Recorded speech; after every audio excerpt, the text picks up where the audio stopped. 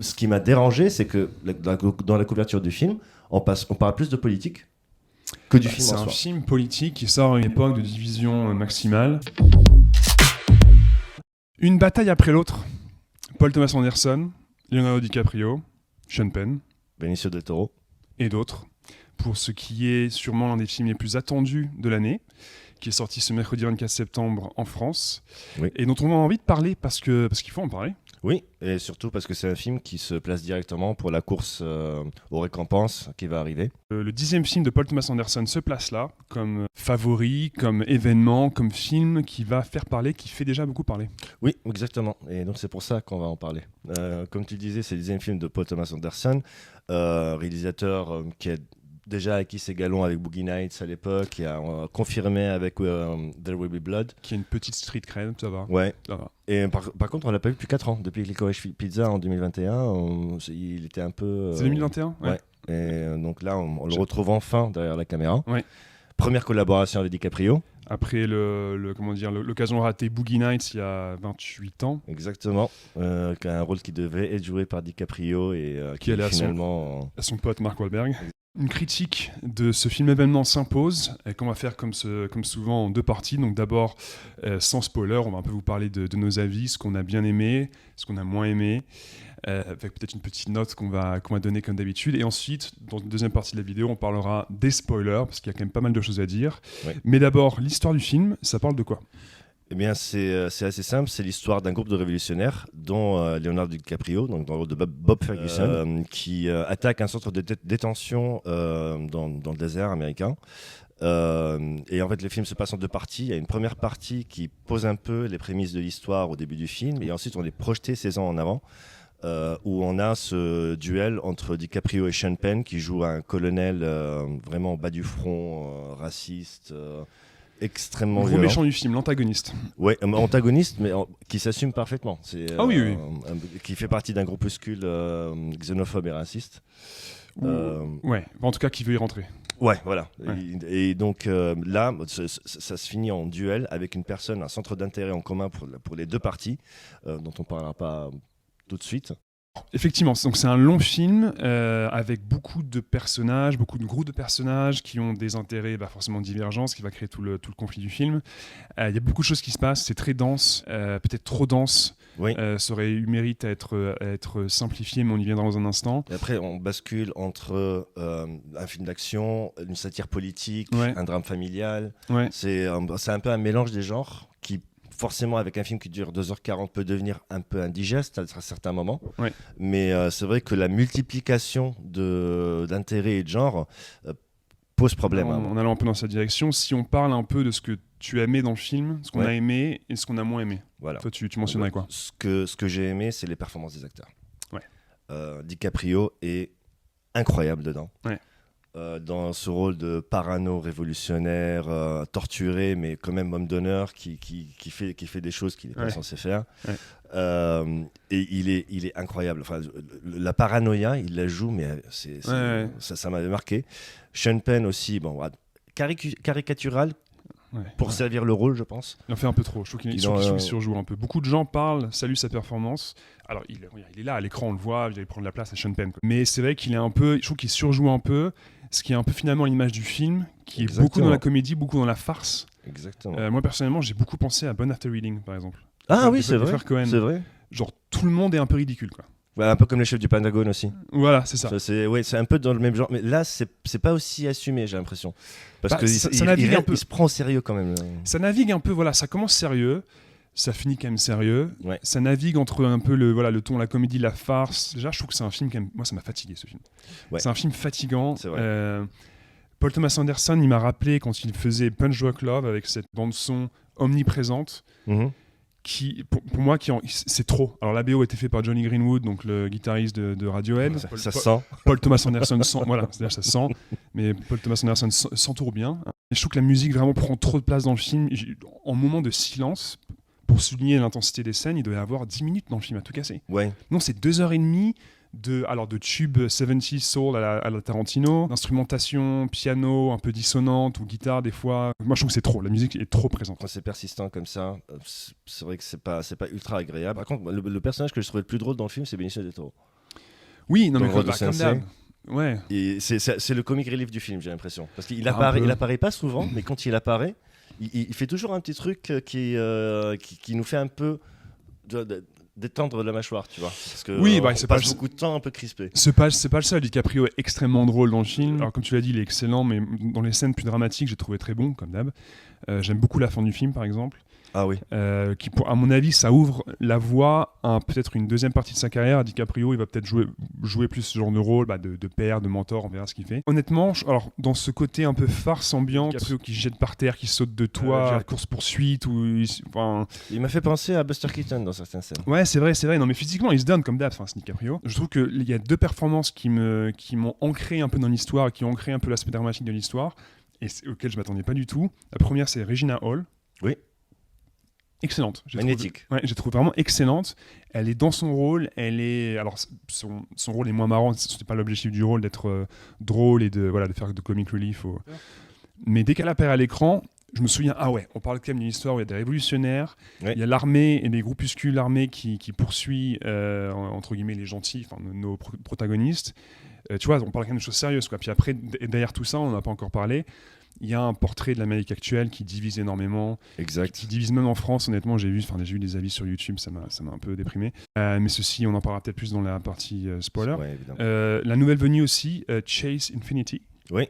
Excellente aussi. Révélation. Exactement. Je l'avais pas vu avant. Moi non plus. Ouais, donc vraiment, pareil, elle entre, elle est dans son personnage, elle prend les choses au sérieux. Les performances d'acteurs sont excellentes dans l'ensemble.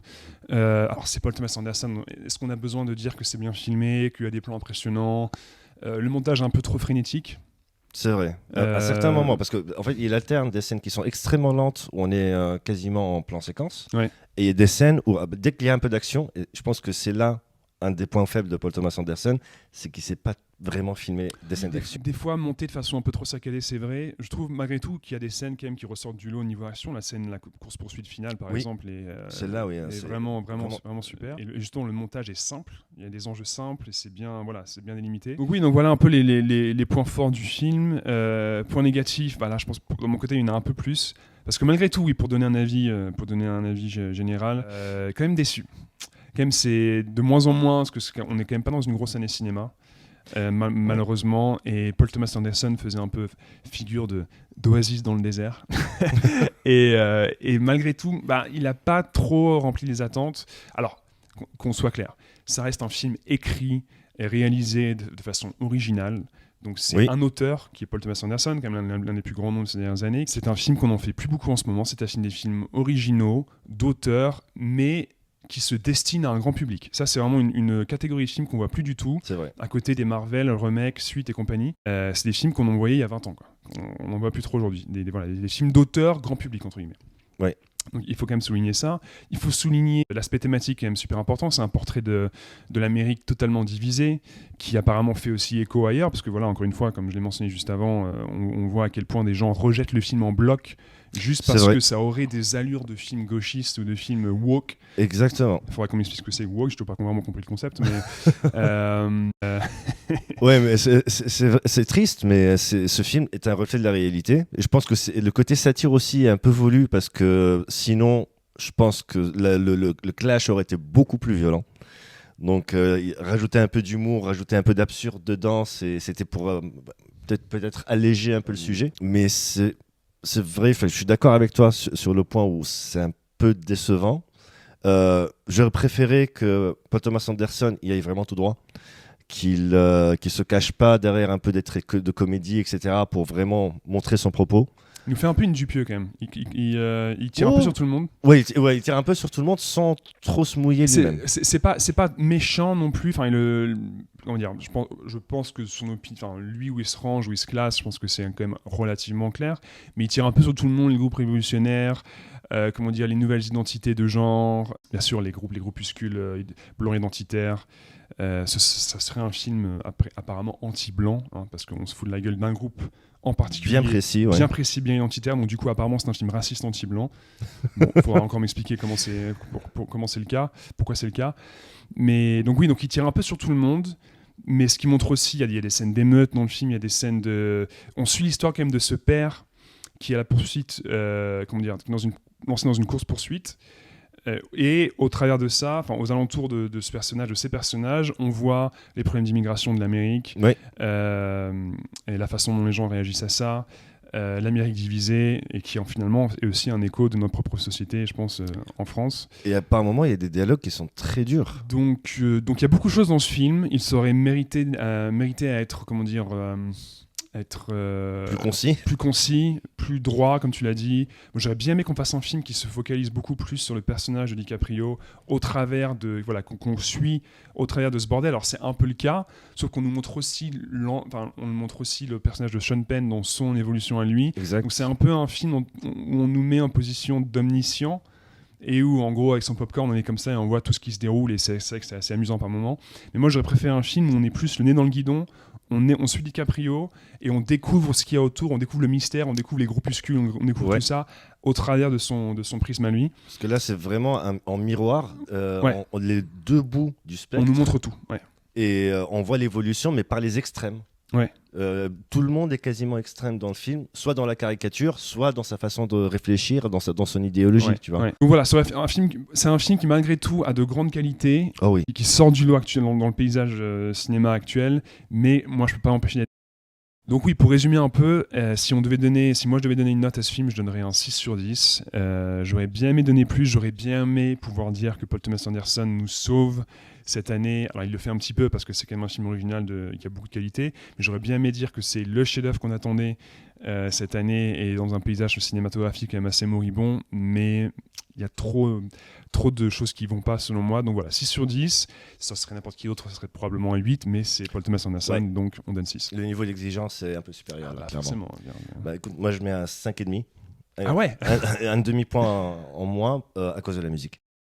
Pour notre avis général sur une bataille après l'autre, allez le voir, ça reste quand même du cinéma d'auteur qu'on voit plus beaucoup ces temps-ci. Dites-nous ce que vous en pensez, n'hésitez pas en commentaire à nous dire si on est complètement à côté de la plaque ou si au contraire on est trop gentil. On sait que c'est un film qui, de par son propos, va diviser, mais malgré tout ça devrait, j'espère que ça va quand même rassembler beaucoup de gens qui aiment le cinéma. Ce qui m'a dérangé, c'est que dans la couverture du film, on parle plus de politique que du film en soi. C'est un film politique qui sort à une époque de division maximale. Sur un sujet pareil, tu peux pas ne pas parler politique, ne pas parler société, ne pas parler des thèmes qui sont brassés par le film. Ce qui est problématique, c'est quand on voit des vidéos entières, moi j'ai vu des vidéos où tu as des termes qui sont... calmez-vous, les gars. Prenez une tasse de thé, asseyez-vous. Il faut se tranquilliser. C'est un film qui, certes, a un propos politique, mais justement qui devrait nous amener à en parler ensemble dans un monde idéal. Alors bien sûr, on n'est pas vraiment. Là, c'est compliqué. Je suis un peu en mode bisounours tout de suite là, mais quel dommage en fait, quel dommage qu'un grand réalisateur et de grands acteurs nous sortent quand même quelque chose qui est fort, qu'on aime, qu'on adore, qu'on n'aime pas. C'est quand même un film fort. Oui. Et que finalement on se retrouve dans des polémiques. Moi j'ai quand même vu des gars qui ont dit de toute façon ça se voyait que ça allait être un film de gaucho woke. Regardez sur l'affiche la noire là, elle prend comment ça s'appelle, Chase Infinity, elle est plus grande que DiCaprio sur le film, mais texto quoi. Waouh. Ah ouais, non mais c'est là où on est quoi. Quelle misère. Donc Chase Infinity là que tu viens de mentionner, en fait elle joue la fille de DiCaprio. Du moins on pense que c'est la fille de DiCaprio. Et on découvre plus tard dans une scène extrêmement intense où donc le sergent Lockjaw, le bien nommé, l'oblige à faire un test de paternité. Et cette scène-là, j'ai trouvé vraiment ultra fort. Après, il y a un débat un peu philosophique qui arrive, qui est vraiment... DiCaprio, elle le dit d'ailleurs, le personnage de Willa, donc joué par Chase Infinity, elle le dit, j'ai un père déjà, et c'est... Oui, parce que c'est lui qui l'a élevé. Voilà, Ferguson est mon père. Voilà, c'est son père. Par contre, effectivement, le père biologique, c'est le personnage joué par Sean Penn, donc Lockjaw, qui veut supprimer, en fait, faire le ménage derrière lui, supprimer les traces de son implication, du fait qu'il est couché avec une femme noire, qui ne plaît pas du tout au groupe identitaire blanc white supremaciste, auquel il fait candidature et qu'il veut rejoindre. Exactement, c'est un peu l'enjeu du film. Exactement. J'y suis arrivé, c'est un peu dur à dire. Voilà, donc c'est un peu tout le ressort du film, c'est déjà, est-ce qu'il va la trouver et est-ce que c'est vraiment sa fille? Et justement, dans cette poursuite pour arriver à trouver Willa, il y a une scène que j'ai adorée dans le film, c'est la scène de course-poursuite, qui commence au moment où DiCaprio essaye de tirer sur le personnage de Sean Penn depuis une colline, et le rate, et après il y a une course-poursuite qui est déclenchée derrière, qui est ultra bien faite. Le seul défaut, c'est la musique qui est dessus, mais ça c'est mon avis. Paul Thomas Anderson te sort des plans par moment. Il y a un peu l'énergie d'un réalisateur qui commence dans ce film, c'est ce qui est assez étonnant. T'as un peu le côté regardez ce que je sais faire. Les plans, quand on a parlé, quand Sean Penn marche au QG de la milice, là, et où t'as un plan courte focale, et où tu vois tout ce qui se passe autour de lui, qui détonne un peu.